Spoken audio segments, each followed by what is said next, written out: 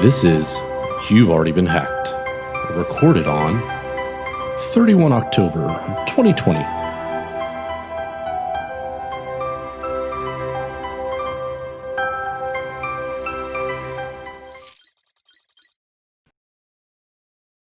As we close out Cybersecurity Awareness Month, hospitals remain under ransomware siege. So if you remember, we talked about earlier that at least one hacker group had promised it would no longer go after hospitals because they were not going to play with people's lives. Well, doesn't look like they were speaking for everybody. 2 more hospitals were hit with a ransomware attack this past week as a growing number of cyber criminals target healthcare facilities during the COVID-19 pandemic. This trend prompted federal law enforcement and health officials this past Wednesday to sound the alarm and issue a dire warning of more attacks to come. This past Tuesday, Klamath Falls, an Oregon-based Sky Lakes Medical Center, had its computer systems compromised by a ransomware attack. On the same day, a New York-based St. Lawrence Health System said computers at 3 of its hospitals were attacked by ransomware variant Raku. Ransomware attacks have become all too familiar in our current reality for hospitals, just as COVID-19 has forced many to spread themselves thin and accelerate the adoption of virtual care. This year, as hospitals have scrambled to save lives, cyber attacks targeting healthcare systems have grown 150%, according to the C5 Alliance. For the Sky Lakes Medical Center, it said that its computer systems were down and that scheduled procedures that required imaging services would need to be delayed. Emergency and urgent care remained available. For St. Lawrence, they said that within hours of the initial attack, its information systems department disconnected all systems and shut down the affected network to prevent further propagation. Moving on. Ransomware has shut down the Montreal public transit website. Montreal's Société de Transport de Montréal public transport system was hit with a RansomX ransomware that impacted services and online systems. STM suffered an outage that affected its IT systems, websites, and customer support. These outages did not affect the operation of buses or metro systems. People with disabilities who rely on STM's door-to-door paratransit service are affected as it uses an online registration system. STM announced that the outages were caused by a computer virus that caused a major failure on various platforms. However, later, STM confirmed that they had suffered a ransomware attack and were working with law enforcement and external experts to restore their systems and investigate who sponsored the attack. Now, RansomX is a rebranded version of the Defray 777 ransomware that became more active this past June with attacks against organizations such as the Texas Department of Transportation, Konica Minolta, IPG Photonics, and more recently, Tyler Technologies. When conducting the attacks, RansomX operators will compromise the network and steal unencrypted files as they spread laterally through the system. Once they gain access to the Windows domain controller, they deploy the ransomware on all available devices. It is not known at this time if STM has been in contact with the ransomware operators or what the ransom amount was. Vastaamo fires its CEO for withholding breach information. The CEO of a Finnish psychotherapy center, Vastaamo, has been fired after it was learned that they prevented details of data breaches from becoming public. Patients have reported that hackers have contacted them demanding that they pay ransom or have their personal information posted online. The Vastaamo patient database was initially breached in November 2018 and remained vulnerable to intrusion through March of 2019. Published reports state that highly sensitive data about thousands of patients had been stolen from Vastaamo's databases. Vastaamo treats about 40,000 patients and operates as a subcontractor to several large public sector hospitals. Staying in the Nordic area, in March of 2020, Kerberos On Security alerted Swedish security giant Gunnebo group that hackers had broken into its network and sold the access to a criminal group which specializes in deploying ransomware.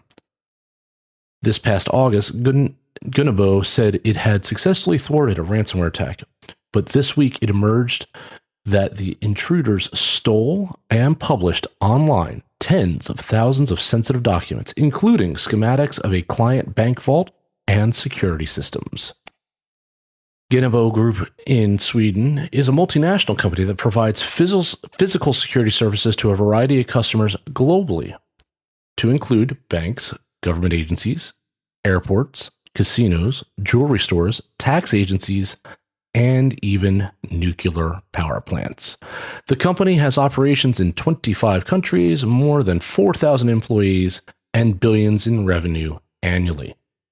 This past week, Swedish news agencies confirmed that the hackers recently published online at least 38,000 documents stolen from Gunnebo's network. The journalist who broke the story said that the hacked material was uploaded to a public server during the second half of September, and it is not known how many people may have gained access to it.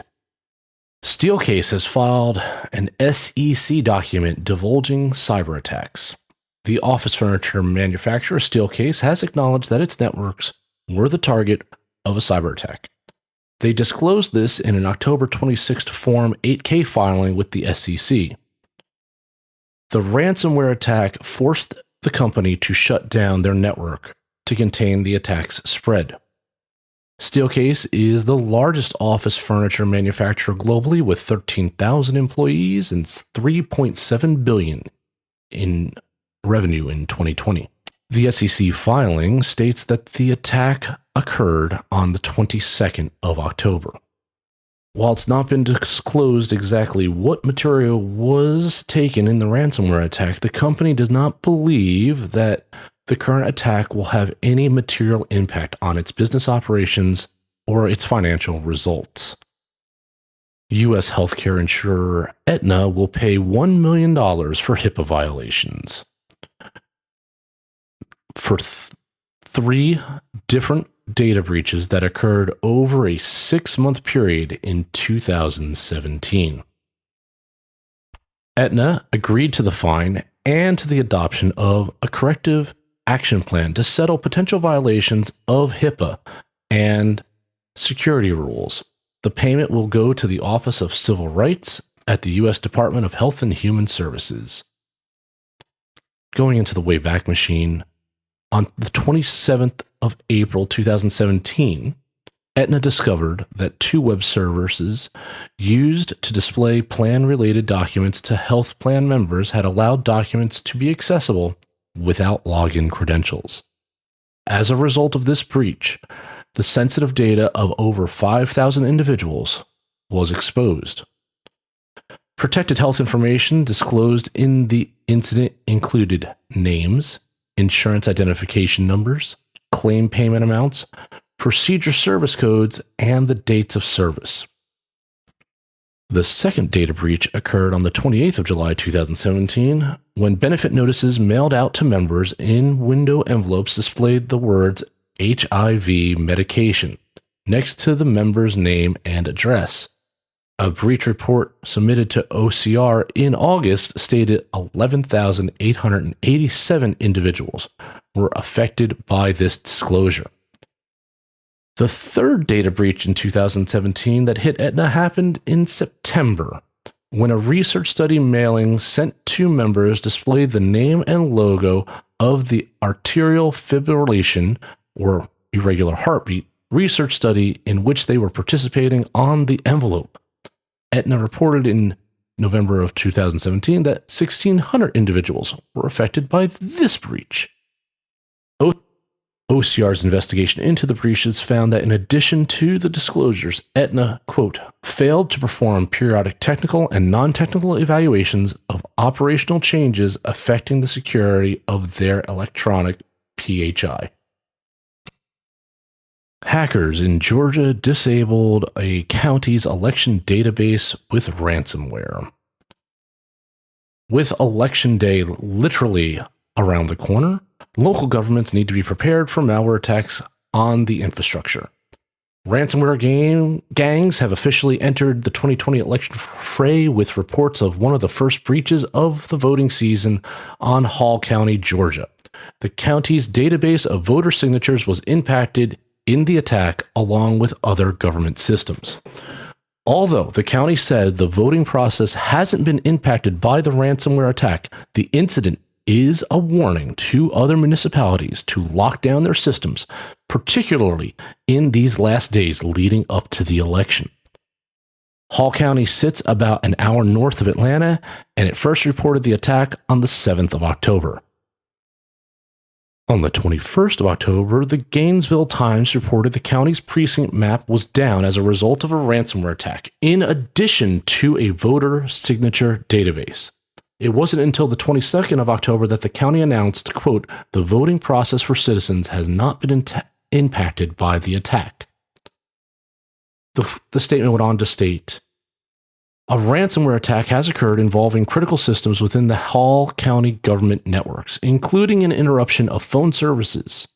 As soon as it occurred, the county began working to investigate the cause, to restore operations, and determine the effects of the incident." The Hall County Registration Coordinator told the Gainesville Times that some of the systems are already back up and running, and if there is a question about a ballot signature, county employees are still able to pull voter registration cards manually. However, with a record number of mail-in ballots being submitted, that could prove to be a time-consuming process. The registration coordinator told the Times that her office sent out 27,573 absentee ballots as of the 21st of October, and 11,351 had been sent back. The Georgia Secretary of State reported that on the 21st of October in 2016, 103,239 mail-in ballots had been returned, compared to the 805,442 on the same day in 2020, showing an explosion in the number of voters opting for mail-in voting this election cycle. Although the signatures are being verified now, the ballots won't be tabulated until Election Day, according to the Times. Cyber attacks have hit a COVID vaccine maker. Dr. Reddy's, the contractor for the Russian Sputnik V COVID-19 vaccine and a major generics producer, has had to close plants and isolate its data centers. Dr. Reddy's laboratory has shut down its plants in Brazil, India, Russia, the UK, and the United States following a cyber attack, according to reports. The Indian company is the contractor for Russia's Sputnik V COVID vaccine, which is about to enter phase 2 of human trials. The Drug Control General of India gave the company the go-ahead on October 19th. In the United States, Dr. Reddy's is a major producer of generics, including therapeutics for gastrointestinal, cardiovascular, pain management, oncology, anti-infectives, pediatrics, and dermatology. In addition to shutting down plants, the drug maker has isolated all data center services in order to apply remediations. In the wake of the detected cyber attack, the company isolated all data center services to take required preventive actions, according to the CIO. They are anticipating all services will be up, they stated, within 24 hours, and they did not foresee any major impact on operations due to the incident. The company hasn't released details on the attack and has not commented on which facilities were being taken offline. This incident may or may not be related to the Hyderabad-based company's involvement in COVID-19 vaccine development, but in general, espionage related to pandemic medical research has been an ongoing problem. Both private and state-sponsored groups are targeting pharmaceuticals because of the economic and influential advantages a successful vaccine will provide to countries, according to researchers. Back in the United States, Louisiana has called in the National Guard to help fight cyber attacks. An investigation showed a custom backdoor remote access tool and the Emotet Trojan in the networks of municipal victims of recent attacks.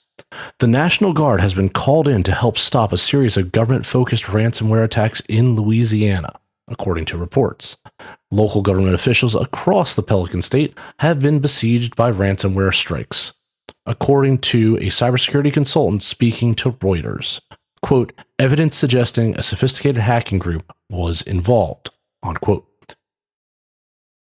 The paper reported that a forensic investigation into the attacks unearthed a remote access Trojan, or RAT, buried in affected networks, which is often the calling card of an advanced persistent threat or an APT group known to be an arm of the North Korean government.